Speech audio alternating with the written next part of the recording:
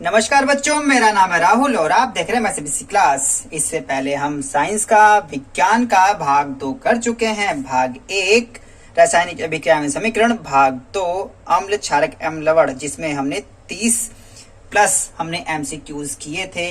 आज बारी है हमारी धातु एवं अधातु। ये आपका भाग होगा 3, भाग 3 है आपका, और इसमें हम 25 प्लस एमसीक्यू करेंगे। 25 प्लस एमसीक्यू जो आपके प्री बोर्ड में आ सकते हैं, इंपॉर्टेंट क्वेश्चन है आपके। तो चलिए स्टार्ट करते हैं, जल्दी से पेज नंबर 34 पे चलते हैं। ये पलटा हमने पेज और आगे धातु एवं अधातु। देखो प्यारे बच्चों, इसकी जो इस बुक से जो नोट्स है, काफी अच्छी नोट्स है। इसकी मैं पीडीएफ बना के आपको मैं दे दूंगा, लेकिन आपको टेलीग्राम ज्वाइन करना होगा वहीं पे, क्योंकि यहाँ मतलब कि यूट्यूब से कोई सुविधा ऐसी नहीं जिससे मैं आपको पीडीएफ प्रोवाइड करा सकूं। और वहां पे प्यारे प्यारे मस्त मस्त क्वेश्चन पूछे जाते हैं, तो यहाँ पे देख सकते हैं। ठीक है, पॉइंट 2 धातुएं ध्वनिक सोनार होती हैं। ठीक है, बहुत सारी इसमें पॉइंट्स आपको मिल जाएंगे साथ के साथ। ठीक है, अधातु, अपवादन, अपवाद। ठीक है, धातु के रासायनिक गुण, ऑक्सीजन के साथ धातु की अभिक्रिया। ठीक है, अब ये देखो उभयधर्मी धातु, ऑक्साइड, अल्कोहल। आप पॉइंट्स देखते रहें, कैसे कैसे पॉइंट्स है आपके, मैं जल्दी दिखा रहा हूँ ताकि हमें एनोडीकरण। ठीक है, इंपॉर्टेंट क्वेश्चन जो एमसीक्यू कराने हैं, ये आपको मैंने पार्ट में तो कराई दिया था। अम्लों के साथ धातुओं की अभिक्रिया, अगर इसकी नोट्स आपको चाहिए, ठीक है, तो वो आप एक्वारेशिया, ठीक है, एक्वारेशिया ये जरूर पढ़िएगा। ठीक है, ये जरूर आपका आता है नोट्स में, इस प्रकार से दिखाता हूँ। तो जो पीडीएफ पढ़ेगी आप आसानी से पढ़े। और ये भी इंपॉर्टेंट है, IMP ये जरूर करिएगा। ठीक है, धातु की घुलनशीलता। ठीक है, ये रहा कैल्शियम, मैग्नीशियम, एल्यूमिनियम, जिंक। ठीक है, तो लाइन से ये आपका आ गया है आयनिक यौगिक बनना। ठीक है, इस प्रकार से है। और आपका यहाँ पे धीरे धीरे चलते चलते हम आ गए हैं बहुविकल्पी प्रश्न पर। बहुविकल्पी प्रश्न आपका यहाँ से शुरू हो जाता है। चलो जल्दी से स्टार्ट करते हैं बिना किसी ऐड के। भू प्रॉपर्टी में सर्वाधिक मात्रा में पाई जाने वाली धातु है, तो सर्वाधिक कौन सी धातु पाई जाती है? लोहा, एल्यूमिनियम, कैल्शियम, सोडियम। तो सबसे ज्यादा पाई जाती है एल्यूमिनियम। इस वजह से हमारे घर में एल्यूमिनियम के बर्तन होते हैं शायद। ठीक है, तो क्वेश्चन नंबर 2 है जिंक, लोहा, मैग्नीशियम एवं सोडियम को उसकी क्रियाशीलता के घटते क्रम में रखने का सही क्रम है। घटते क्रम में रखना, पहले सबसे ज्यादा देखो कौन सा है इसमें से, और बाकी और देख लेते हैं। सोडियम, देखो सोडियम सबसे ज्यादा होता है, तो यहाँ पे ना आगे सीधा हम सोडियम पे आ जाएंगे। तो क्योंकि इन दोनों में सबसे ज्यादा पहले सोडियम होता है, फिर मैग्नीशियम। ठीक है, सोडियम मैग्नीशियम दोनों में है, फिर उसमें है। अब दोनों में ये देखना, लोहा, जिंक, लोहा, तो आपका कौन से घटते क्रम में है? तो फिर जिंक आएगा, फिर लोहा आएगा। ये गलत है आपका, लास्ट में जिंक होता है आपका। तो अभिक्रियाशील पहले लोहा, उसके बाद जिंक, तो इसका ऑप्शन होगा बी। क्वेश्चन नंबर 3 पे चलते हैं। क्वेश्चन नंबर 3 है आपका A, B एवं C, 3 तत्व जिसके इलेक्ट्रॉन विन्यास A बराबर 2, B बराबर 2, 4 तथा C बराबर 2, 7 है। कोई 2 तत्व जिसके आयनिक यौगिक बनाता है, इससे बनने का सूत्र होगा। ठीक है, ये भी आपका होमवर्क में होगा, ये आपको टेलीग्राम पे मिल जाएगा। ठीक है, टेलीग्राम पे जरूर देखिएगा। क्वेश्चन नंबर 3 के बाद क्वेश्चन नंबर 4 पे आते। वैसे देखो पीडीएफ फाइल में देखना आयनिक यौगिक कैसे बनता है। ठीक है, क्वेश्चन नंबर 4 पे आ जाते हैं। क्वेश्चन नंबर 4 इस प्रकार से है, कार्बोनेट अयस्क को वायु की उपस्थिति में गर्म करके धात्विक ऑक्साइड प्राप्त करने की विधि को डैश कहते हैं? भर्जन, निस्तापन, अपचयन, गलन। तो आपके हिसाब से कौन सा होगा? तो ऑप्शन सही है इसका बी, निस्तापन। क्वेश्चन नंबर 5, आयनिक यौगिक निम्नलिखित में से कौन से गुण नहीं दर्शाते हैं? आयनिक यौगिक कौन से गुण नहीं दर्शाते हैं? तो आपको बताना है कौन से गुण नहीं दर्शाते हैं। तो जल के में घुलनशील होते हैं, बिल्कुल ये गुण दर्शाता है। ठोस अवस्था में विद्युत सुचालक होता है, ये नहीं दर्शाते हैं। ठीक है, निम्नलिखित का गलनांक, निम्न गलनांक क्वथनांक होता है, ये भी नहीं दर्शाता। क्रिस्टलीय ठोस होता है, ठीक है। तो कौन से नहीं दिखाते? दूसरा और तीसरा। तो दूसरा और तीसरा, इसका ऑप्शन बी बिल्कुल सही है। क्वेश्चन नंबर 6 पे चलते हैं। क्वेश्चन नंबर 6 किस प्रकार से है? खुली वायु में कुछ दिन छोड़ देने पर कॉपर के बर्तनों के पृष्ठभूमि से कुछ भूरी चमक धीरे धीरे समाप्त हो जाती है और उस पर हरी परत चढ़ जाती है। यह हरी परत किसकी है? तो ये जो प्रश्न है सीबीएसई 2020 कंपार्टमेंट पेपर में पूछा जा चुका है। Copper sulphate, copper carbonate, cupric oxide, cuprous oxide है, क्यूप्रस है, तो ये आपका cupric oxide. Question number C बिल्कुल सही है। देखा कंपार्टमेंट वाले में किस प्रकार के क्वेश्चन पूछे जाते हैं। क्वेश्चन नंबर 7वां देखो, ये भी सीबीएसई 2020 में पूछा गया है, तो ये भी आपका टेलीग्राम के लिए छोड़ देते हैं, या तो जिसको बच्चे को पता कमेंट करके जरूर बताइए। धातु की सक्रिय श्रेणी में धातुओं की स्थिति के विषय में नीचे दिया गया कौन सा कथन सही है। ठीक है, तो ये टेलीग्राम पे भी देख लेंगे और चीजें। ठीक है, ऐसे ऑक्साइड जो अम्ल तथा क्षार दोनों के साथ लवण तथा जल बनाता है, दोनों के साथ लवण और जल बनाता है। अम्लीय क्षारीय अलग अलग है। उभयधर्मी इसमें से कोई नहीं, बिल्कुल उभयधर्मी होगा जो दोनों के साथ बनाए प्यारे बच्चों। अम्ल होगा तब भी एक तरफा हो जाएगा, क्षारीय होगा तब भी एक तरफा हो जाएगा आपका, तो क्या कहलाएगा वो आपका उभयधर्मी। तो नेक्स्ट चलते हैं क्वेश्चन नंबर 9 में। क्वेश्चन नंबर 9 किस प्रकार से है। कॉपर सल्फेट विलयन निम्नलिखित में से किसके द्वारा बने बर्तन में सुरक्षित रखा जा सकता है। कॉपर सल्फेट विलयन निम्नलिखित में से किसके द्वारा बने बर्तन में सुरक्षित रखा जा सकता है। लेड, जिंक, सिल्वर, एल्यूमिनियम, तो इसका आंसर होगा सिल्वर, इसका आंसर होगा सिल्वर। क्वेश्चन नंबर 10 पे चलते हैं। क्वेश्चन नंबर 10, जब कैल्शियम जल से अभिक्रिया करता है तो बनी गैस धातु से चिपक जाती है और वह तैरने लगता है बनी गैस है। कौन सी गैस बनी होती है। Carbon dioxide, hydrogen gas, nitrogen dioxide, sulphur dioxide, तो कौन सी गैस होगी प्यारे बच्चों, वो होगी आपकी हाइड्रोजन गैस। कौन सी, हाइड्रोजन गैस। क्वेश्चन नंबर 11 पे आते हैं। नाइट्रिक अम्ल से धातु की अभिक्रिया होने पर हाइड्रोजन गैस विमुक्त नहीं होती है क्योंकि नाइट्रिक अम्ल प्रबल ऑक्सीकारक है, क्योंकि नाइट्रिक अम्ल प्रबल ऑक्सीकारक है, तो इसका ऑप्शन हो जाएगा ए। क्वेश्चन नंबर 12 पे चलते हैं। एल्यूमिनियम, फेरिस तथा जिंक जैसी धातुएं डैश से अभिक्रिया करती हैं। ठंडे पानी से, गर्म पानी से, गुनगुने पानी से, भाप से। अरे लगभग कहीं ना कहीं ये सब पानी के अपरूप ही आ गए हैं। तो ठंडे पानी से, गर्म पानी से, गुनगुने पानी से, भाप से, तो ये आपका लोहा का समझो तो, अगर एक भी याद कर लो तो ये भाप से होता है। ठीक है, भाप से अभिक्रिया जल्दी से ये कर लेती हैं। क्वेश्चन नंबर 13, रॉयल वाटर के नाम से भी इसे जाना जाता है। रॉयल जल कह लो, रॉयल वाटर कई बार लिखा हुआ था, या अम्लराज एक्वारेजिया को सांद्र हाइड्रोक्लोरिक तथा सांद्र हाइड्रोनाइट्रेट को निम्नलिखित अनुपात में मिलाकर प्राप्त करते हैं। 2:1, 1:2, 1:3, 3:1। ठीक है, तो इसका आंसर आप लोगों को पता ही होगा। इसका आंसर सिंपल है, इसका आंसर है सी, 1:3। क्वेश्चन नंबर 14 पे आ जाते हैं। कार्बन का वह अपरूप जो सबसे अधिक कठोर प्राकृतिक पदार्थ है। सबसे कठोर तो भैया देखो हम बचपन से जो पढ़ता आ रहे हैं वो हीरा ही है।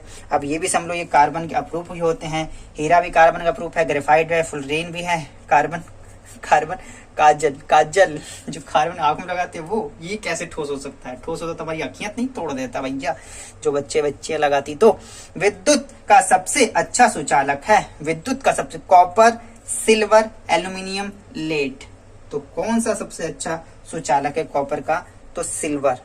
चांदी, एल्यूमिनियम और कॉपर के तार बनते हैं, लेकिन सिल्वर से फिर क्यों नहीं बनता। सिल्वर महंगा है भाई, तोड़ ताड़ के अपने घर ले जाएंगे। तो निम्नलिखित में से किस यौगिक का गलनांक उच्च होता है। CH4, CH3, COOH, H2O, NaCl, किसका गलनांक उच्च होता है, तो जल्दी से मिल जाता है वो आपका साधारण नमक NaCl। क्वेश्चन नंबर 16 के बाद आ जाते हैं क्वेश्चन नंबर 17 पे। क्वेश्चन नंबर 17, सक्रियता श्रेणी के